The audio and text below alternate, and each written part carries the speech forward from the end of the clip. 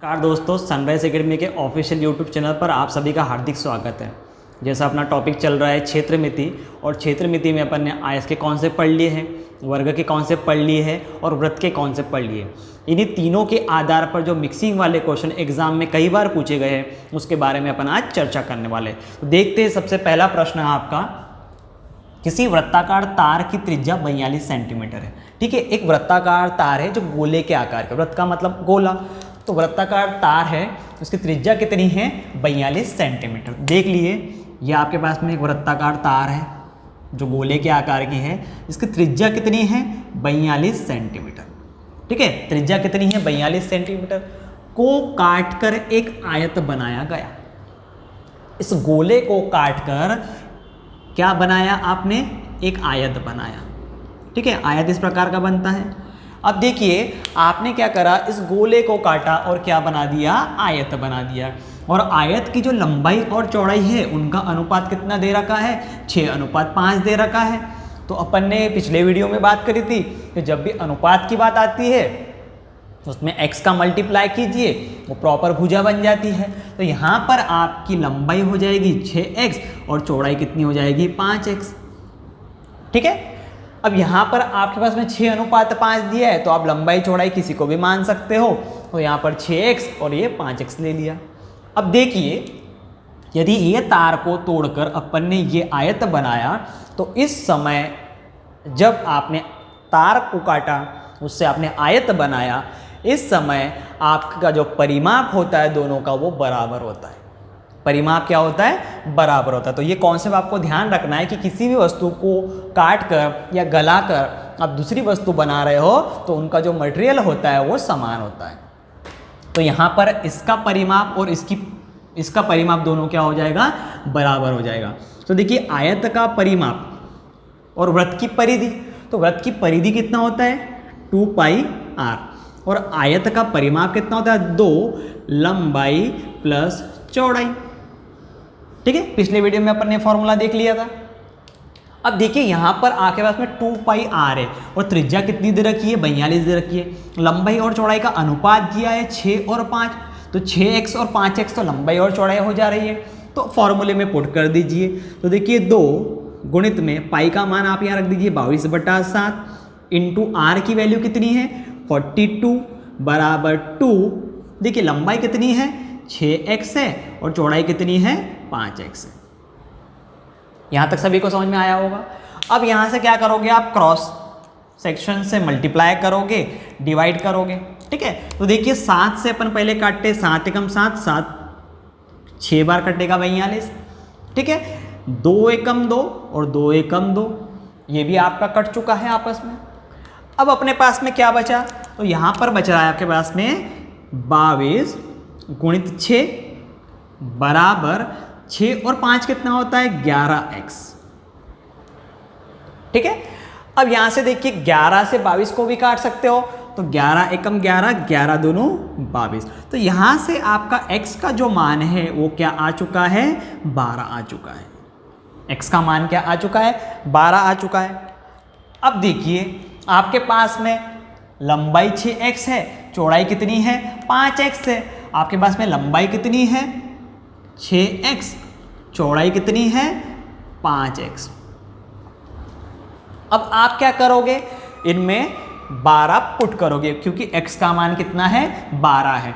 तो देखिए, 6 गुणित में 12 और 5 गुणित में 12, तो 12 छंग कितना होता है 72 होता है, और 12 पंचे कितना होता है 60 होता है। यहां तक सभी को समझ में आया होगा। अब प्रश्न की बात करते, तो प्रश्न में आगे क्या पूछा है, प्रश्न में पूछा है कि छोटी भुजा क्या होगी। देखिए, आयत में 2 भुजा होती है, एक लंबाई होती है, एक चौड़ाई होती है। तो यहां से देखो, एक भुजा 72 आ गई, एक भुजा 60 आ गई, तो छोटी भुजा क्या होगी, तो दोनों में से छोटा क्या दिख रहा है 60 दिख रहा है। तो छोटी भुजा क्या हो जाएगी 60 होगी। छोटी भुजा क्या हो जाएगी 60 होगी। समझ में आया सभी को। चलिए अगला प्रश्न देखते। अगले प्रश्न को देखने के पहले आपको मैं कॉन्सेप्ट बताता हूँ, उस कॉन्सेप्ट को आपको ध्यान रखना है। देखिए, कल अपन ने आयत पढ़ा था, ठीक है। तो यहाँ पर समझिए, ये बनाया मैंने एक आयत, ठीक है। अब इस आयत की लंबाई और चौड़ाई होती है, तो मान लीजिए ये आपकी क्या है, लंबाई है, और ये क्या है, चौड़ाई है, ठीक है। अब इस आयत के अंदर अपने को क्या रखना है, बड़े से बड़ा वृत्त रखना है, बड़े से बड़ा वृत्त रखना है, ठीक है। अब देखिए वृत्त कैसा बनता है, वृत्त बनता है आपका ऐसा, ये वृत्त है, ये वृत्त है क्या, नहीं, तो वृत्त कैसा बनेगा, ऐसा बनेगा, ठीक है। अब इस आयत के अंदर अपने को बड़े से बड़ा वृत्त रखना है, तो देखिए यहां से एक लाइन ड्रॉ करते हैं बिल्कुल बीचों बीच से, ठीक है। मतलब ये जो आपकी चौड़ाई है, चौड़ाई का जो मध्य बिंदु है, इस मध्य बिंदु से एक लाइन ड्रॉ करी, और जो लंबाई है उसके मध्य बिंदु से भी एक लाइन ड्रॉ करी, तो इन दोनों के बीच में एक आपको क्रॉस पॉइंट मिला होगा, ठीक है। यहां पर क्या मिला, क्रॉस पॉइंट मिला। अब अपने को क्या है, अपने को देखना है कि इस आयत के अंदर बड़े से बड़ा वृत्त रखना है, क्या रखना है, वृत्त रखना है। तो देखिए अब यदि मैं यहां से यहां तक की माप लेकर एक वृत्त को ड्रॉ करता हूं, तो आपका वृत्त ऐसा बनेगा, अंदर से जाएगा। और यदि आपने यहाँ से यहाँ तक की भुजा ली, यहाँ से यहाँ तक की भुजा ली और इस वृत्त को ड्रॉ करा, तो वृत्त आपका बाहर से जाएगा। वृत्त कहाँ से जाएगा, बाहर से जाएगा।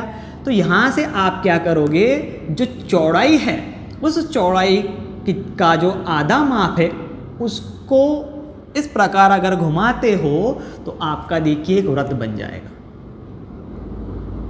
ऐसा वृत्त बन जाएगा, ठीक है। और जो ये वृत्त बना है, ये सबसे बड़ा वृत्त इस आयत के अंदर रख सकते हैं। कुछ लोगों के माइंड में आ रहा होगा कि सर ऐसा भी तो रख सकते हैं, जो गलत है। ये आपका वृत्त होता है क्या, नहीं होता है, इसे इलिप्स बोला जाता है, तो ये गलत है, ये गलत है, ठीक है। तो आपको समझ में आया होगा कि किसी आयत में बड़े से बड़े वृत्त रखने की बात अगर आती है तो उसकी जो चौड़ाई होती है, चौड़ाई आपकी क्या बन जा रही है, त्रिज्या बन जा रही है। देखिए चौड़ाई क्या बन गई, त्रिज्या बन गई, क्योंकि इतनी त्रिज्या हो गई, इतनी त्रिज्या हो गई। तो जो चौड़ाई होती है आयत की, जो आयत की चौड़ाई होती है, वो चौड़ाई का जो आधा हिस्सा होता है वो इस वृत्त का क्या हो जाता है, त्रिज्या हो जाती है। इस वृत्त की क्या हो जाती है, त्रिज्या होती है। और वृत्त की त्रिज्या आपको मिल चुकी अगर होगी तो आप वृत्त का क्षेत्रफल फाइंड आउट कर सकते हो। तो आपको हमेशा ध्यान रखना है कि किसी आयत के अंदर बड़े से बड़ा वृत्त अगर रखते हो तो उस वृत्त की जो त्रिज्या होगी वो आपकी चौड़ाई का आधा हिस्सा होगा। चौड़ाई का जो आधा भाग होगा वो आपकी वृत्त की क्या हो जाएगी, त्रिज्या हो जाएगी, ठीक है। ये कॉन्सेप्ट सभी को समझ में आया होगा। अब बात करते हैं प्रश्न के बारे में। तो देखिए प्रश्न क्या दिया है, किसी आयत में वह बड़े से बड़े वृत्त का क्षेत्रफल क्या होगा। इसी पर बेस प्रश्न आपके पास आ चुका है। कोई आयत है,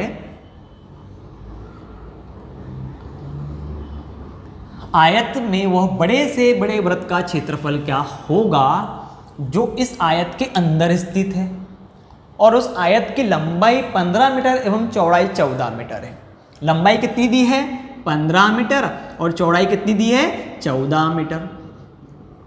तो अपन ने भी कॉन्सेप्ट देखा, चौड़ाई का जो आधा पार्ट होता है वो क्या होती है, त्रिज्या हो जाती है।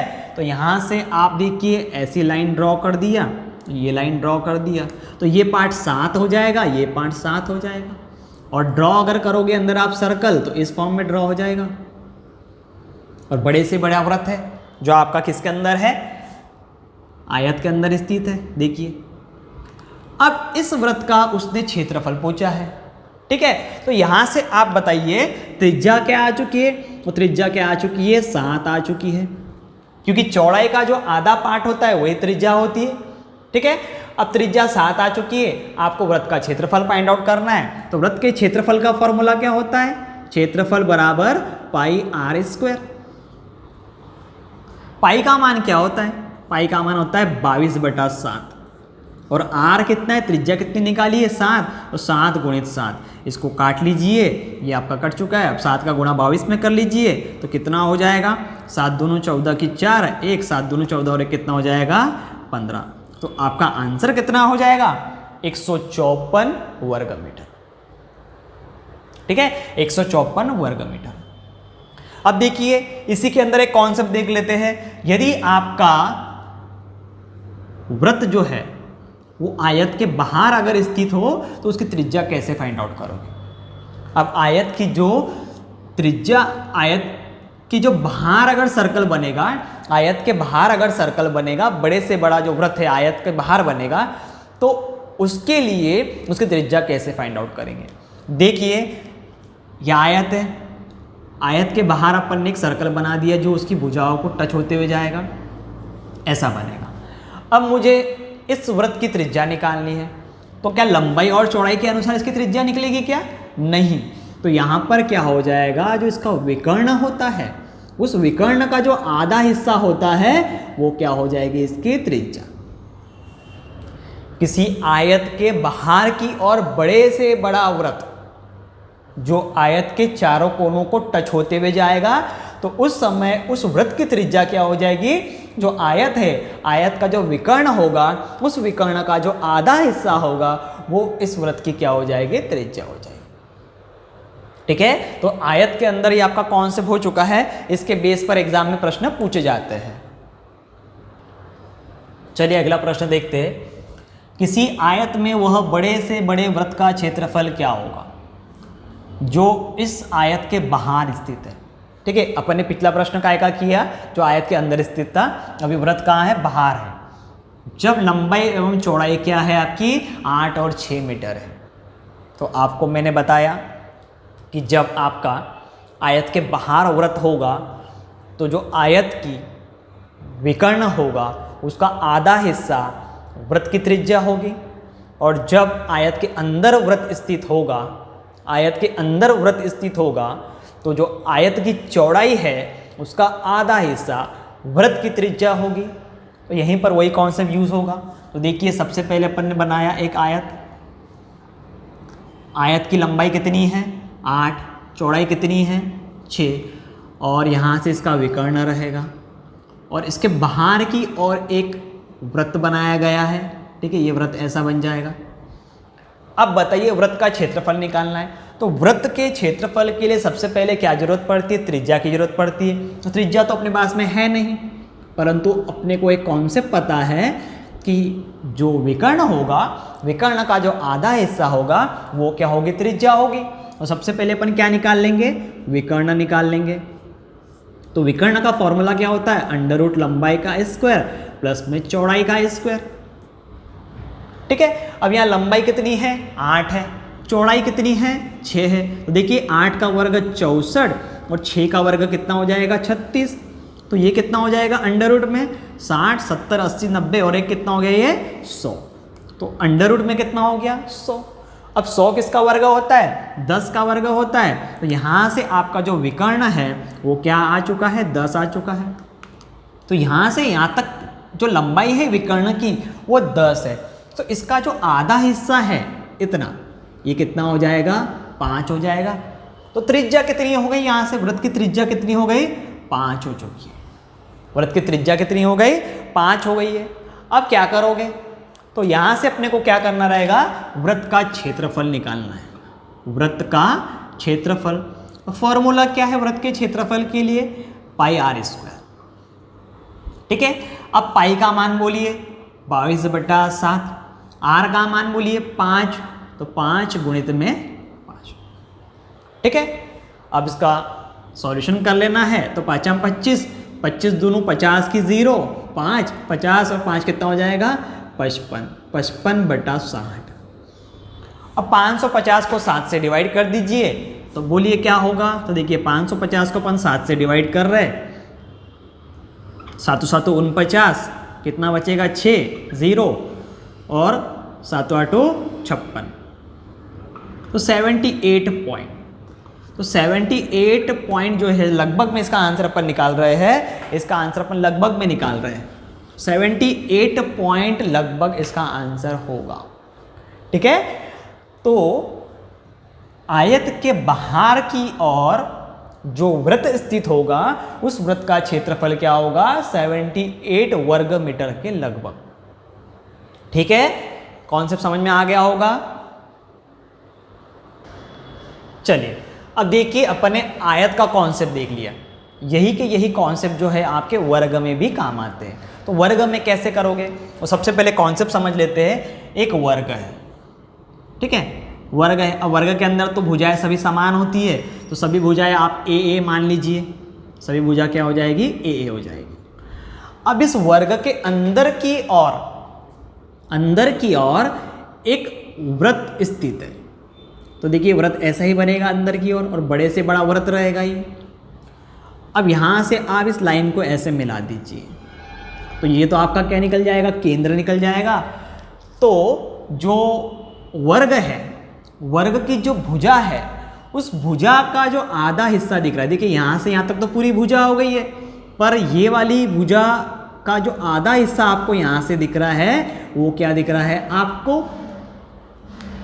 इस वृत्त की त्रिज्या, वृत्त की त्रिज्या। तो यहाँ से कॉन्सेप्ट क्या बन के आया कि किसी वर्ग के अंदर एक वृत्त अगर स्थित हो, तो जो वर्ग की भुजा होगी, भुजा का जो आधा हिस्सा है, भुजा का जो आधा हिस्सा है, वही वृत्त की क्या हो जाएगी? त्रिज्या हो जाएगी। वही वृत्त की क्या हो जाएगी? त्रिज्या हो जाएगी। ठीक है, अब बात करते हैं बाहर की ओर। बाहर की ओर बात कर रहे हैं, तो देखिए एक आपका ये वर्ग बन गया, इसके बाहर की ओर आप एक वृत्त बना रहे हो, तो बोलिए कैसी रहेगी इसकी त्रिज्या? तो वही आपका जो इसका विकर्ण होता है, वही उसका आधा हिस्सा, उसकी त्रिज्या हो जाएगी। ठीक है, सभी को इसका कॉन्सेप्ट समझ में आ गया होगा। अब चलिए प्रश्न को देखते हैं। प्रश्न क्या है? किसी वर्ग में वह बड़े से बड़े वृत्त का क्षेत्रफल क्या होगा? किसी वर्ग में वह बड़े से बड़े वृत्त का क्षेत्रफल क्या होगा जो वर्ग के अंदर स्थित है, जो वर्ग के अंदर स्थित है। कहाँ पर स्थित है? वर्ग के अंदर।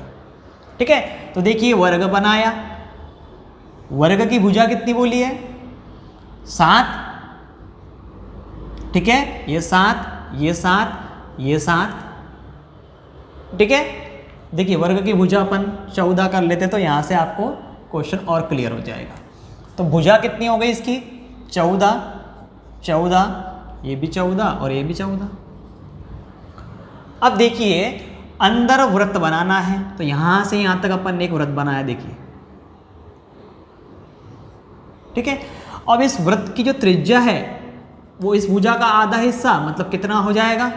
7 हो जाएगा। आधा हिस्सा क्या हो जाएगा? 7। त्रिज्या कितनी आ गई? 7 आ गई। अब आपको इस वृत्त का क्षेत्रफल निकालना है, तो वृत्त के क्षेत्रफल का फॉर्मूला क्या हो जाएगा? Pi r square.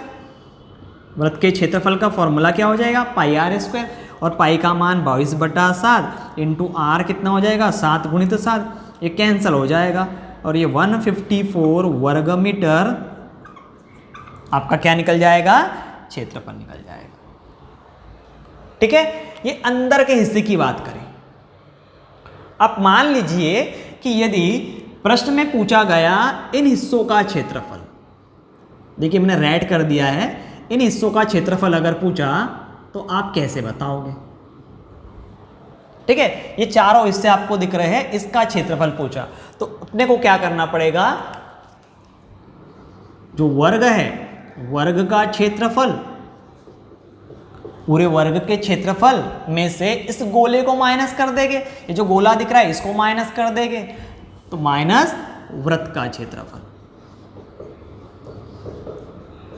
ठीक है, यदि आपके चारों कोनों पे जितनी जगह बची है उसका क्षेत्रफल अगर पूछा, तो आप क्या करोगे? वर्ग का क्षेत्रफल माइनस इस वृत्त का क्षेत्रफल। अब यहां पर बात करते हैं वर्ग का क्षेत्रफल। तो वर्ग की भुजा कितनी है? 14 है। 14 का स्क्वायर माइनस वृत्त का क्षेत्रफल अपन ने अभी निकाला 154।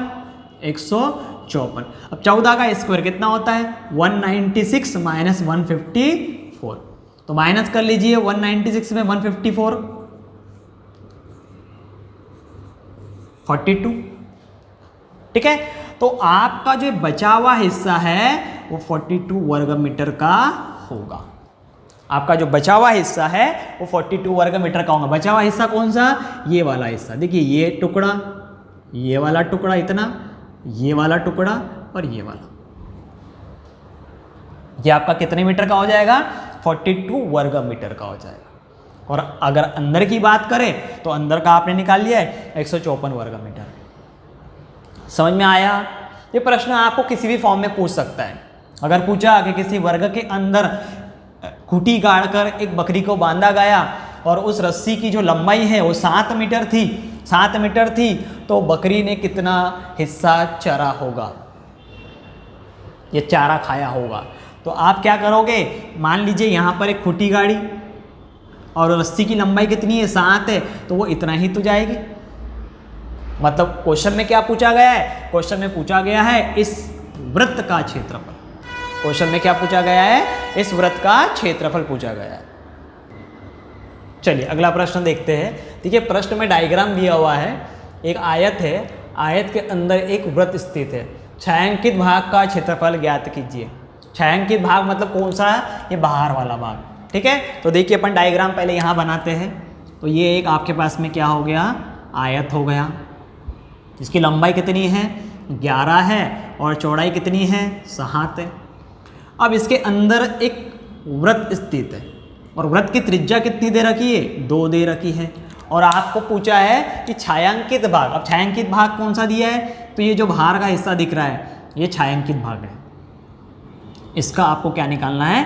क्षेत्रफल निकालना है। तो क्या करोगे? पिछले प्रश्न में कॉन्सेप्ट देखा अपन ने, आयत का क्षेत्रफल माइनस ये वृत्त का क्षेत्रफल। तो आपका जो माइनस करने के बाद में जो बचेगा वो हिस्सा, वो कौन सा हिस्सा होगा? छायांकित भाग का हिस्सा होगा। तो देखिए आयत का क्षेत्रफल क्या हो जाएगा? लंबाई गुणित में चौड़ाई। तो लंबाई कितनी दे रखी है? लंबाई क्या दे रखी है? 11 और चौड़ाई दे रखी है 7। तो यहाँ से क्षेत्रफल कितना निकल गया? 77। ये क्षेत्रफल काय का निकला है? आयत का निकला है। अब अपने को गोले का क्षेत्रफल भी निकालना है। तो गोला मतलब वृत्त का क्षेत्रफल, तो फॉर्मूला क्या हो जाएगा? Pi r square, pi r square. तो देखिए पाई की वैल्यू 22/7 और आर की वैल्यू कितनी है? यहाँ पर 2 है, 2 गुणित में 2। तो ये कितना हो जाएगा आपका? 2 दूनी 4, 22 चौक कितना हो जाएगा? 88। ठीक है। अब बोलिए इसका भाग दे दीजिए। तो 7 एकम 7, बचा कितना? 1, 18 हो गए, 7 दूनी 14, तो 12 पॉइंट कुछ आएगा। ठीक है। अब छायांकित भाग का पूछा है, तो छायांकित भाग का क्षेत्रफल निकालना है आपको। तो देखिए छायांकित भाग, छायांकित भाग का क्षेत्रफल कैसे निकलेगा?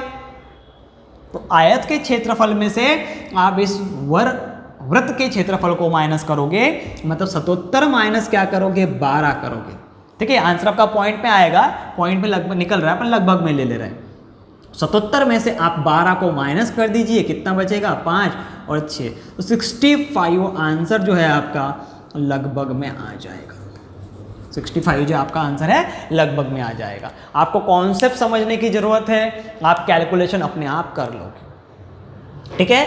आपको क्या करना है? इस बड़े आयत का क्षेत्रफल निकालना है। उस आयत के क्षेत्रफल में से इस वृत्त के क्षेत्रफल को माइनस करना है।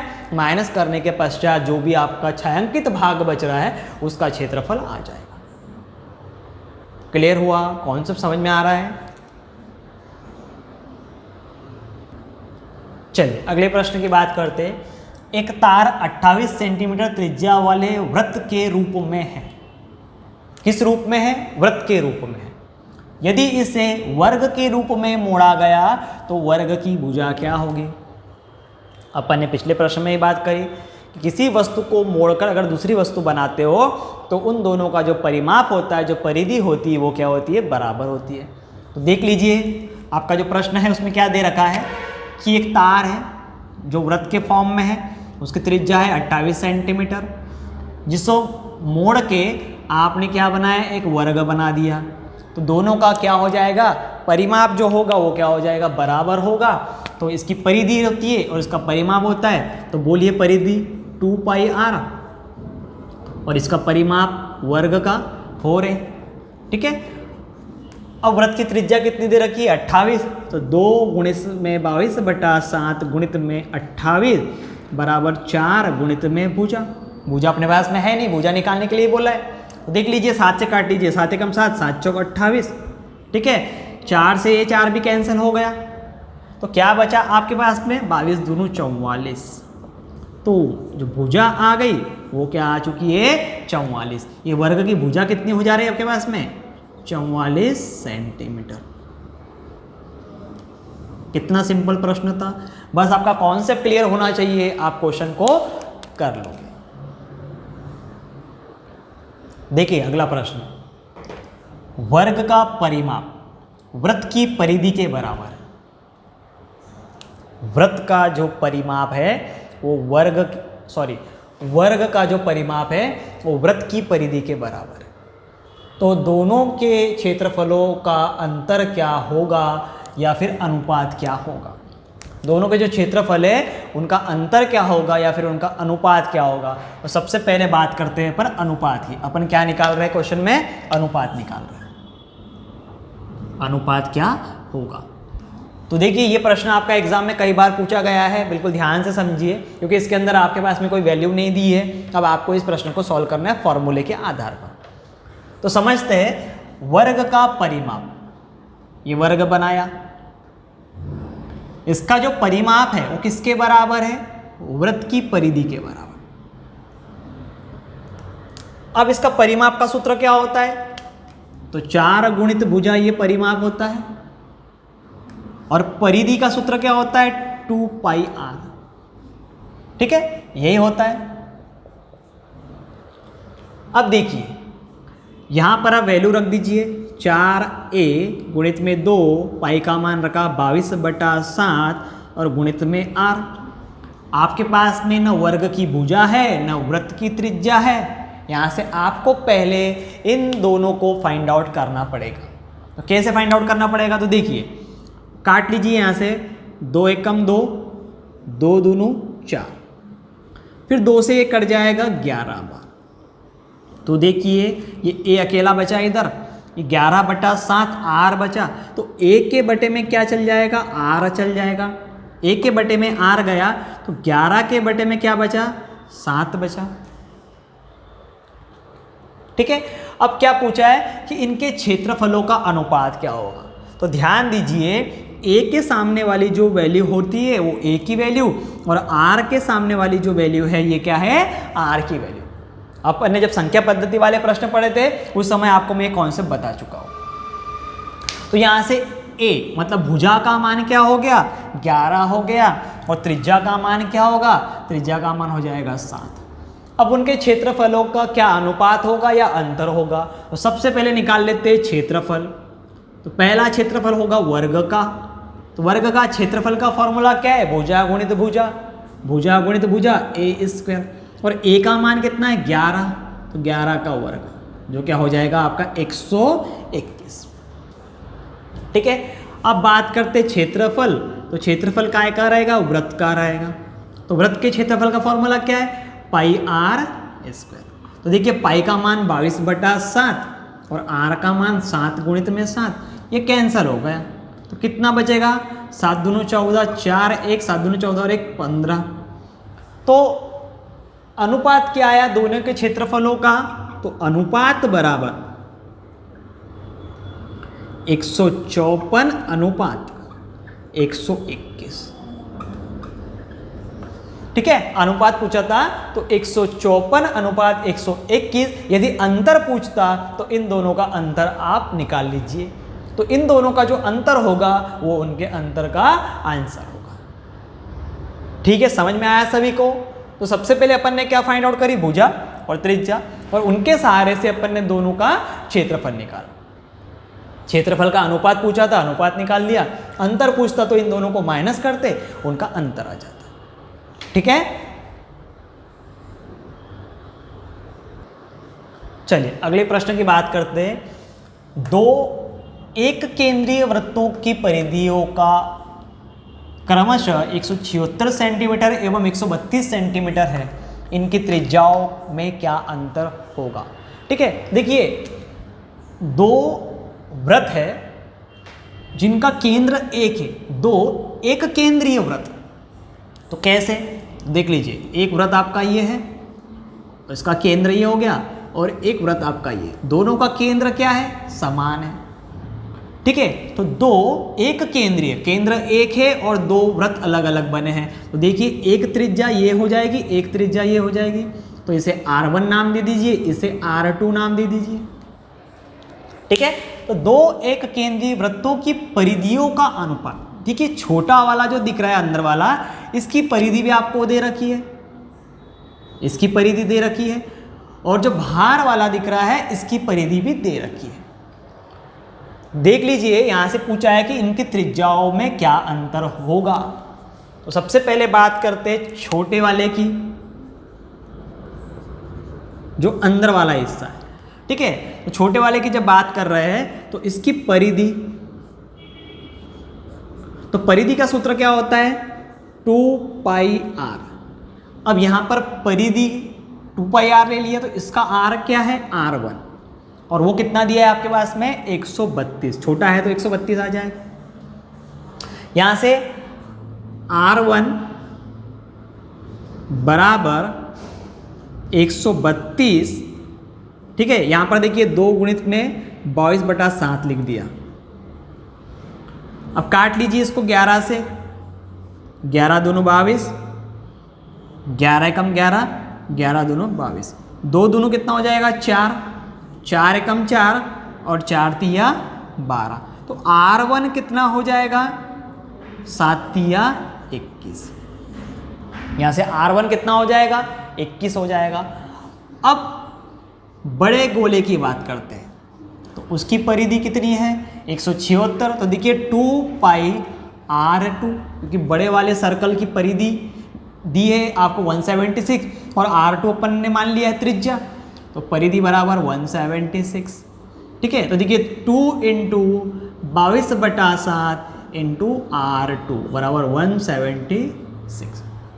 काट लीजिए 11 से, 11 दूनो 22, 11 एकम 11 बचे 6, 66, और 11 छंग 66, 2 दूनो 4, तो 4 एकम 4 और 4 चौक 16। तो R2 कितना हो जाएगा, 7 का मल्टीप्लाई इसमें कीजिए 4 में, 7 चौक कितना हो जाएगा, 28। अब प्रश्न में क्या पूछा था, R1 और R2 का अंतर क्या होगा। तो इन दोनों का अंतर, देखिए R2 बड़ा है, R1 छोटा है, और उन्होंने पूछा है कि त्रिज्याओं का अंतर क्या होगा। तो अंतर क्या हो जाएगा, 28 - 21। तो अंतर क्या हो जाएगा, 7 हो जाएगा। अंतर क्या हो जाएगा, 7 हो जाएगा। ठीक है, अब देखिए इसको शॉर्ट में करना है। शॉर्ट में कैसे करोगे, यह आप लोग समझ चुके हैं, बिल्कुल बेसिक से बता दिया है मैंने। अब शॉर्ट में किस फॉर्म में करना है,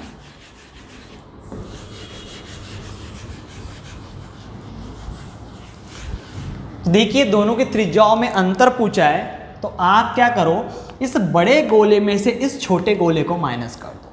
इस बड़े गोले में से इस छोटे गोले को माइनस कर दो, मतलब देखिए बड़े गोले की परिधि माइनस छोटे गोले की परिधि। ठीक है, तो बड़े गोले की परिधि तो 2πr2 माइनस छोटे गोले की परिधि 2πr1। अब परिधि दे रखी है 176 - 132। यहां से आपका आंसर डायरेक्ट आ जाएगा। तो देखिए यहां से कॉमन क्या निकल जाएगा, 2π कॉमन निकल जाएगा। यहां बचेगा R2 - R1, और 176 में से 132 को माइनस करना है, तो क्या हो जाएगा, देखिए यहां बचेगा 4, और 7 में से 3 गया तो फिर भी 4 बचा। अब क्या करोगे आप, तो देखिए यहां पर 2 गुणित में पाई का मान रख दिया 22/7, और R2 - R1 बराबर कितना है, 44।